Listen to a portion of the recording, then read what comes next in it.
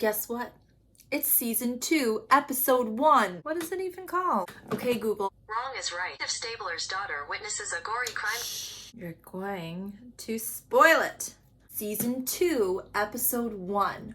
Wrong is right. We open up and we're on a beach and there's a whole bunch of teens white dancing together. The most annoying one is Maureen. Stabler comes walking in to pick her up, decked out in a Hawaiian shirt. Oh my god, Dad. They get in the car and there's some banter and we're supposed to like Maureen more, but it's just making me hate her more. And suddenly there's police lights. Stabler jumps out of the car and he says, "Stay in the car, lock the doors." That's as clear as you can be. Runs out to help the cops that are on the beach put out this fire. Where's the fire? It's on some dude's crotch. When they pull the sheet off of his face, he's covered in blood, clearly dead. And then you hear, gasp, because stupid Maureen did not listen to directions and has now traumatized herself. We jump to Cragen being addressed in the Morris Commission. If you remember back how we ended season 1, there were psych evaluations that turned up some problems with some of the detectives. Left it hanging, we didn't know who had the problems,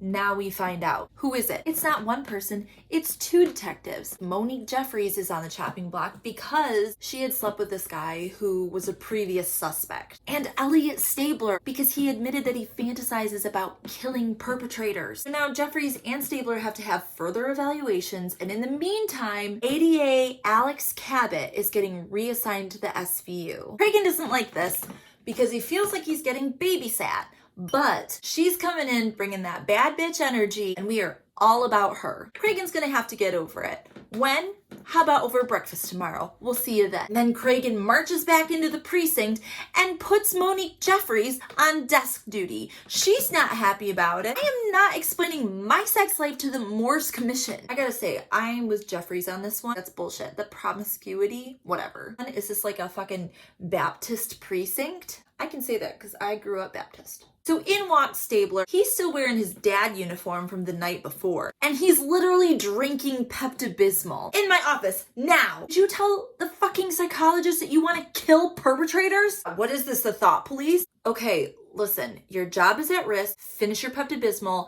and write a fucking report. So we jump to the Amsterdam apartments, which is where the victim lived and where he was actually murdered. This is where we get the first look at Olivia's cute-ass new haircut. What do we know about the victim? His name is Andrew Croft. He was 42 years old. He has a 16-year-old son, Michael, and both his car and his son, Michael, are missing. The bedroom is clearly the crime scene, specifically the bed. Blood everywhere. But here's a clue. There's a bunch of books from the local high school. That's probably where Michael goes to school. They go to the school, but Michael's absent that day, obviously. But they do find out a ton of information. 1, his name's not Michael Croft. It's Michael Gorman, because Andrew Croft is not his dad. He's just his guardian. 2, his file says that he was born in Belgium. We don't know what happened to his parents. 3, he's been hanging out with a troublemaker named Jason Sloan. Benson and Stabler track down Jason Sloan, who is playing video games, smoking a cigarette, and is clearly like a 40-year-old man playing a high schooler.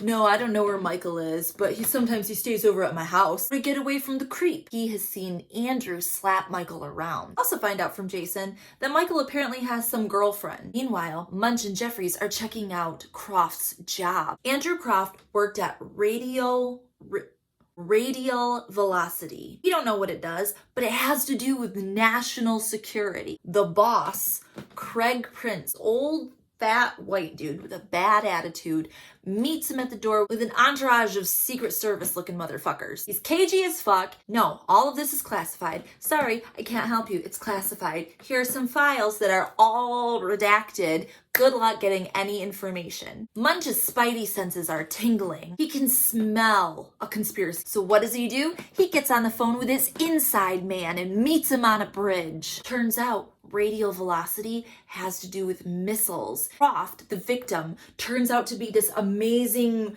science mind behind getting these missiles accurately to where they're supposed to be. We detour to Stabler's house. Maureen's having nightmares. Nobody feels sympathetic to her.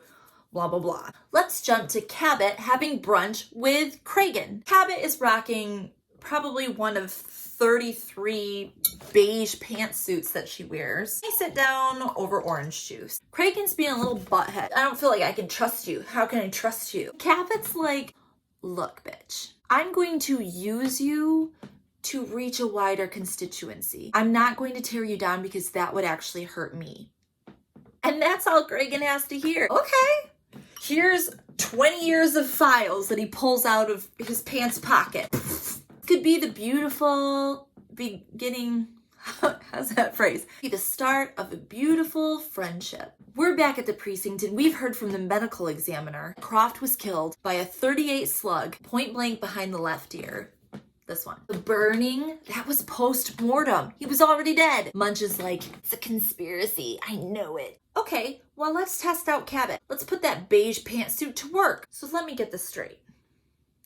You want me to secure a search warrant for the Offices of Defense Contractor to search classified national security files for evidence in a sexual motivated homicide?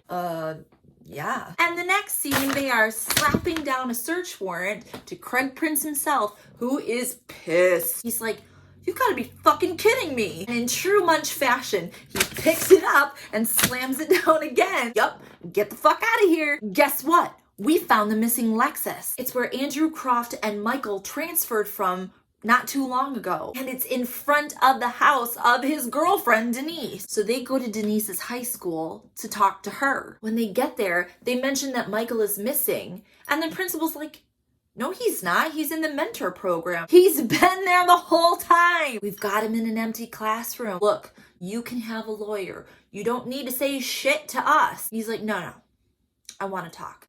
I did it. I fucking killed him. He confesses right there. As he hit me, I hit him back, grabbed the gun, we struggled over it, and it went off and it killed him. They arrest him and bring him in. We're back at the precinct, and holy shit, it looks like Munch's conspiracy theory might have some little baby legs, because guess what we found when we searched Andrew Croft?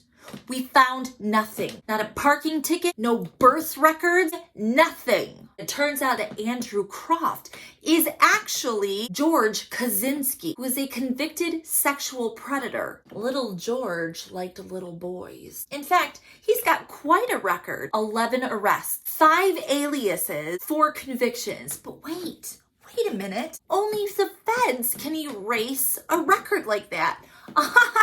Radial velocity are the feds. Whoa, Cragen, are you accusing the federal government of sanctioning the abuse of a child? Damn fucking right I am. But what is the motive? Okay, we're at Rikers Island and we're interviewing Michael. Here's what we find out. His parents died in a car accident when he was 8 years old. Andrew offered to take care of him. What a fucking nice guy. And then boom, Stabler drops the hammer. When did he start assaulting you? Oh, he never touched me. He denies it all.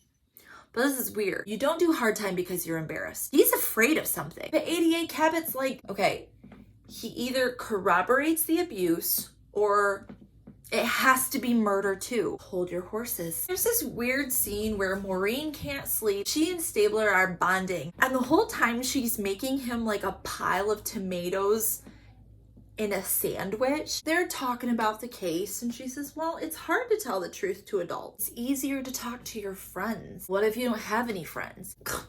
Everybody has friends, Dad. He says, oh yeah? Who do you talk to? That boy you were dancing with at the beginning of the episode? And this little bitch says, more than you talk to Mom. So we jump to the grand jury. Basically, Michael's goose is cooked. But wait, something's worming around in Stabler's brain. Everybody has friends. Who are Michael's friends?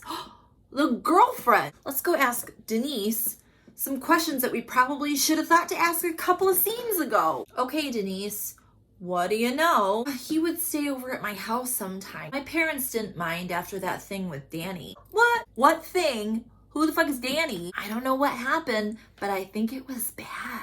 One minute they were friends and then they hated each other. Okay, let's go find Danny. So Danny, what the fuck happened? Basically, we were best friends and Andrew wasn't home, so I took a shower in his bathroom. And then when I got out, he was naked and was like, hey, come here, you. Ran out of the bathroom, Michael was standing there. He could have fought him off. Didn't like when he was doing him. Stabler was like, listen, you little bitch. He was 8 when he started doing him. What happens when a fucking victim's best friend just fucks off? Oh my, you look like such a bitch.